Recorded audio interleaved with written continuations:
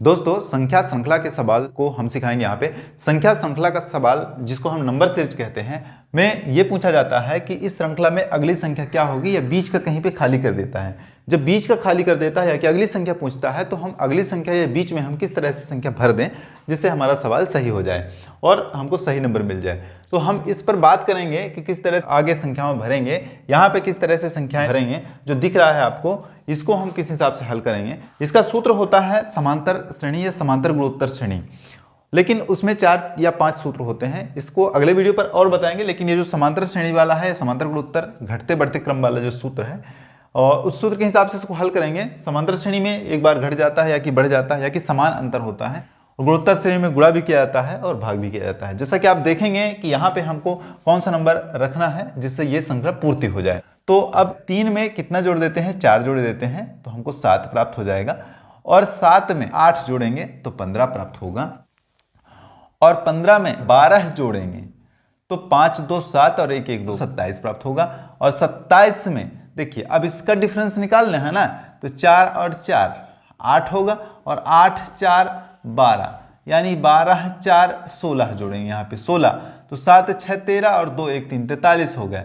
और फिर यहाँ पे 4 जोड़ेंगे तो 16 4 20, अब यहाँ पे 20 जोड़ दिए तो 63 आ गया। ठीक है, फिर यहाँ पे 4 जोड़ेंगे। अब जब 4 जोड़ेंगे ना, तो जैसे 4 जोड़ेंगे यहाँ पे हमको पूरा चीज मिल जाएगा, तो 20 4 24 हो जाएगा। तो यहाँ पे 4 3 7 और 6 2 8 87 हो जाएगा। यहाँ का जो सही नंबर है वो हमारा 87।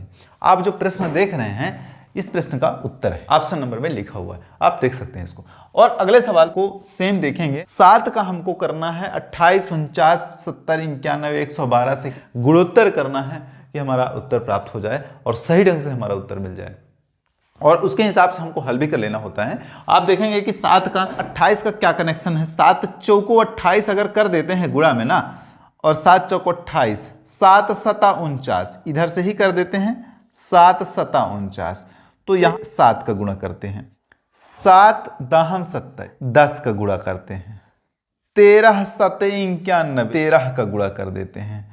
फिर देखेंगे, ये देखिए 16 7 112 16 का गुणा कर देंगे। ठीक, ये सीधा सा चीज है।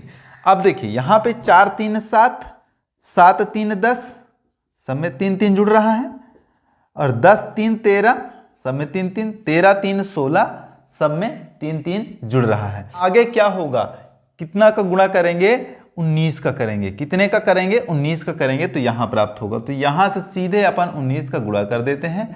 ठीक है ना, क्योंकि सब में 3 3 का डिफरेंस है, तो 16 में 3 का डिफरेंस हो जाएगा, तो कितना हो जाएगा, 3 का डिफरेंस हो जाएगा, तो 19 होगा कि नहीं। अपन जो है 19 कर देते हैं, कितना 19 कर देते हैं, और इस 19 के हिसाब से हमारा उत्तर हो जाएगा, यानी 19 7 133 133 यहाँ पे आपका उत्तर हो जाएगा। हमको अगले सवाल पर भी जाना होगा, और अगले सवाल को हम हल करेंगे। वो बहुत आसान सा है जो अगला सवाल है, इसी हिसाब से हमको करना है। जैसे 6 में 3 जोड़ेंगे तो 9, 9 में 3 जोड़ेंगे तो 12, 12 में 3 जोड़ेंगे तो 15, 15 में 3 जोड़ेंगे तो 18। अब 18 में कितना जोड़ दें, तो 18 में 3 जोड़ दें 21 हो जाएगा। तो ये जो उत्तर है ना हमारा 21 है। कितना है, उस जगह पर 21 रखा जाएगा। इस तरह का सवाल है। आप देखेंगे अगले पर भी हल कर लेते हैं। 4 7 12 19 28, 4 3 7 7 5 12 12। देखो अब इसमें और इसमें अंतर 2 का है। यहाँ पे 2 लिखोगे, 3 2 5 और 5 2 7। अब यहाँ पे 7 करोगे, 12 7 19। अब देखिएगा फिर करोगे, यहाँ पे 2 करोगे तो 7 2 9 हो जाएगा, और 19 9 28 होगा। यहाँ भी धन 2 करोगे, यहाँ पे 9 2 11, तो ये 11 हो जाएगा। 28 और 11 39 होगा, 8 1 9, तो ये आपका उत्तर 39 प्राप्त हो जाएगा। इस तरह का सवाल हल करिए। आपको ध्यान होगा कि ये समांतर गुणोत्तर श्रेणी वाला जो सवाल है ये परीक्षाओं में लगातार आता है, मस्त आता है एकदम, और इसको हल करने में बहुत मुसीबत होता है, यानी समय ज़्यादा खाता है। इसलिए इसका ज़्यादा अभ्यास करिए, और इस तरह का सवाल जैसे ज़्यादा अभ्यास करेंगे वैसे आपसे बन भी जाएगा। एक स्क्वायर वाला सवाल है, ये स्क्वायर वाला सवाल है। हमको कैसे पता हो गया कि स्क्वायर वाला सवाल है, हमको ऐसे पता हो गया भैया 34 में अगर 30 को घटा देंगे, तो जैसे 34 में 30 को घटा देंगे तो 4 बचेगा। अब 4 क्या है, 2 का वर्ग नहीं है, 4 क्या है, 2 का वर्ग है, 2 दूना 4। अब देखिएगा फिर 43 में 34 घटा देंगे ना, तो 13 में 4 गए तो 9। 9 किसका वर्ग है? 3 का वर्ग है। देखिए सब कुछ मिल रहा है। फिर अगर 59 में 43 घटा देंगे, 59 में 43 घटाएंगे तो 9 में 3 घटाओगे तो 6, तो 1, 16। 16 किसका वर्ग है? 4 का वर्ग है। देखिए सब कुछ मिल रहा है।